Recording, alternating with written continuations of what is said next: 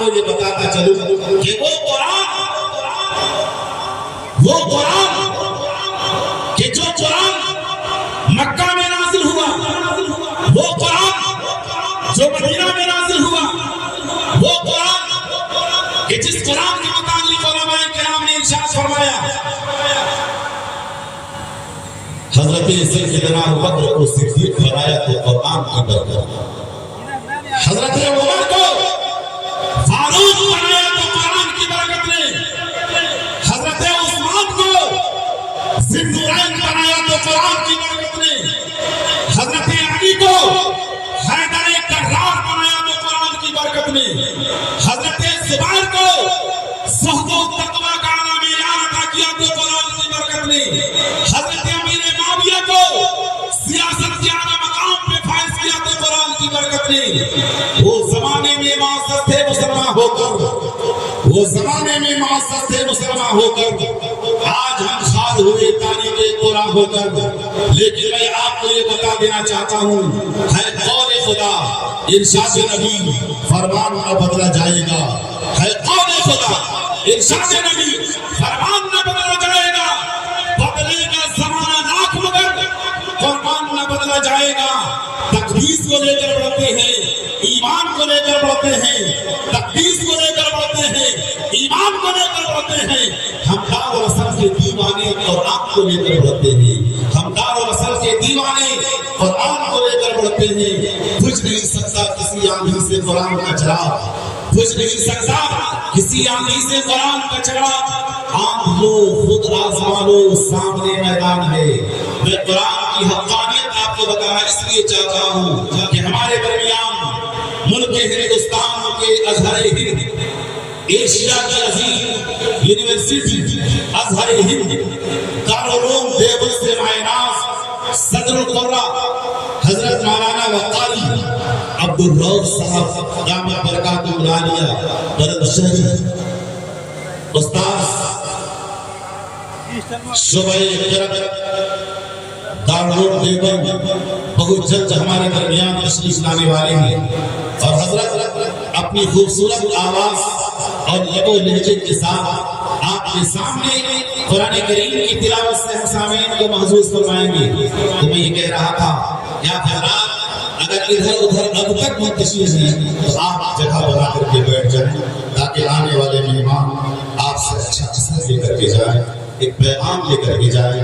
اس صوبہ جھارکھنڈ کے شہر دھنباد کے ضلع دھنباد کے ایک گاؤں مہاراج گنج ایک عظیم شان ادارہ آبوئے دھنباد جامع العلوم مہاراج گنج میں جانا ہوا، وہاں کے سامعین کو اچھا پایا، وہاں کے حاضرین و ناظرین کو اچھا پایا، لہذا حضرات سے گزارش ہے یا حضرات اپنی جگہ بنا کر کے بیٹھ جائیں۔ بجھ نہیں سکتا کسی آندھی سے قرآن کا چراغ، بجھ نہیں سکتا کسی آندھی سے قرآن کا چراغ، بجھ نہیں سکتا کسی آندھی سے قرآن کا چراغ۔ آندھیوں خود آزما لو، آندھیوں خود آزما لو، سامنے میدان ہے۔ آپ کو میں دہلی میں چل رہا ہوں، آپ بیٹھیں گے مہاراج گنج کے مدرسے میں، لیکن میں چند منٹ کے لیے آپ کو دہلی کی سرزمین چاندنی چوک لے کر چل رہا ہوں۔ آئیے میں وہاں ایک واقعہ بیان کر دینا چاہتا ہوں۔ حضرت کے آنے سے قبل چاندنی چوک کے اندر لاکھوں کا مجمع ہے۔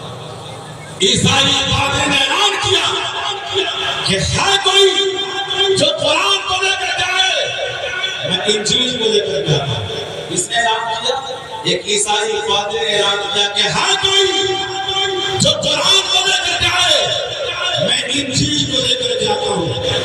ہے کوئی جو قرآن کو آگ میں ڈالے، میں انجیل کو آگ میں ڈالتا ہوں۔ جس کی کتاب جل جائے اس کا دین باطل ہے، جس کی کتاب جل جائے اس کا دین باطل ہے، جس کی کتاب بچ جائے اس کا دین صحیح ثابت ہے۔ بڑے بڑے حضرات اکابر علماء کرام تشریف رکھتے تھے، سب غم بخود ہو گئے کہ کیا کیا جائے۔ اس وقت کہ محلی اسلام حضرت شاہ عبدالعزیز نور اللہ مرقدہ رب تعالیٰ حضرت کے قبر کو نور سے منور فرمائے. وہ میدان میں آ گئے اور میدان میں آنے کے بعد فرمایا اس عیسائی پادری سے کہ نہ تم انجیل کو آگ لے کر جاؤ، نہ میں قرآن کو لے کر کے آتا ہوں.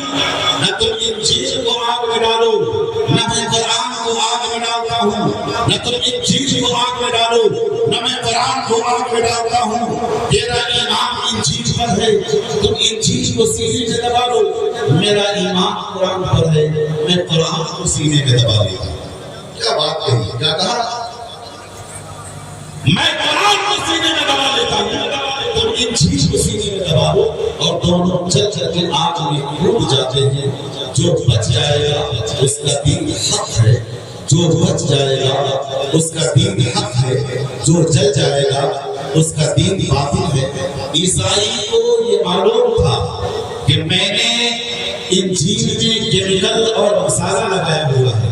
اسے یہ معلوم تھا کہ میں اگر اسے آگ میں ڈال دوں گا تو کتاب تو بچ جائے گی، لیکن میں اپنے بدن پہ کیمیکل مسالہ تو نہیں لگایا، میں جاؤں گا تو جل جاؤں گا. وہ تب بخود ہو گیا. لیکن تاریخ گواہی دیتی ہے کہ حضرت شاہ عبدالعزیز نور اللہ مرقدہ میدان میں آ گئے اور اس آگ کے قریب جاتے ہیں. اور اس آگ کے قریب جب گئے وہ فرماتے ہیں کہ جب میں اس آگ کے قریب گیا تو اس آگ سے جنت کی خوشبو آ رہی ہے. سبحان اللہ کہیے. جب میں اس آگ کے قریب گیا اس آگ سے جنت کی خوشبو آ رہی تھی. آج بھی ہو کر ابراہیم سا ایمان پیدا، آج بھی ہو کر ابراہیم سا ایمان پیدا. آپ کر سکتی ہے انداز رسکا پیدا، آپ کر سکتی ہے انداز رسکا پیدا. اس لیے بزرگو دوستو، آپ سے اس شام جلسے میں پیغام دینا چاہتا ہوں کہ آپ یہ مکمل ایمان رکھیں کہ قرآن ایک انقلابی کتاب ہے. قرآن ایک حقانیت والی کتاب ہے. اس قرآن کو کوئی زیر نہیں کر سکتا. وہ صرف شاعر کہتا ہے کہ بجھ نہیں سکتا کسی آندھی سے قرآن کا چراغ، بجھ نہیں سکتا کسی آندھی سے قرآن کا چراغ. آندھیوں خود آزما لو سامنے میدان.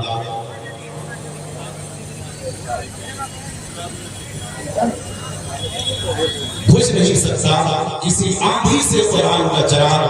آندھیوں خود آزما لو سامنے میدان ہے. حضرات آپ قرآن سے محبت کریں، اس لیے کہ اکابر علماء کرام نے فرمایا کہ جو قرآن سے محبت کرتا ہے، جو قرآن کی تلاوت کرتا ہے، جو قرآن کی تلاوت کرتا ہے، اس کے اوپر خدا کی رحمت کی بارش نازل ہوتی ہے. جو قرآن کی تلاوت کرتا ہے، جو قرآن کی تلاوت کرتا ہے، حضور اکرم صلی اللہ علیہ وسلم نے ارشاد فرمایا کہ جو قرآن کی تلاوت کرتا ہے فرشتے آ کر اس کی تلاوت قرآن کو سنتے ہیں اور سنتے سنتے اتنے قریب ہو جاتے ہیں کہ تلاوت قرآن کرنے والے کے لبوں کو چوم لیتے ہیں فرشتے. اب آپ اندازہ لگا سکتے ہیں کہ مدرسہ جامع العلوم مہراج گنج یہاں کے وہ حفاظ جو دن رات قرآن کی تلاوت کر رہے ہیں، فرشتے ان کے لبوں کا بوسہ لے رہے ہوں گے. ان بچوں کا کیا مقام ہوگا جو بچے دن رات قرآن کی تلاوت کر رہے ہیں اور فرشتے ان کے لبوں کو چوم رہے ہیں. یہ میں نہیں کہتا، دونوں جہاں کے سردار کائنات کا فرمان ہے. اور ایک بات بتاؤں کہ کوئی فرشتہ قرآن کی تلاوت کر نہیں سکتا، کوئی فرشتہ قرآن کی تلاوت کر نہیں سکتا. صرف ایک فرشتہ سید الملائکہ حضرت جبریل علیہ السلام، حضرت جبرائیل علیہ السلام، حضرت جبریل علیہ السلام، حضرت جبرائیل علیہ السلام. آپ چاروں بار کہہ سکتے ہیں حضرت جبریل علیہ السلام، حضرت جبرائیل علیہ السلام، حضرت جبریل علیہ السلام، حضرت جبریل علیہ السلام. وہ صرف قرآن لانے والے، قرآن کی تلاوت کرنے والے، قرآن کا پیغام لانے والے. تو جو کوئی قرآن کی تلاوت کرتا ہے فرشتے آ کر ان کی تلاوت کو سنتے ہیں اور اتنا قریب ہو جاتے ہیں کہ ان کے لبوں کو چوم لیا جاتا ہے. اور آگے فرمایا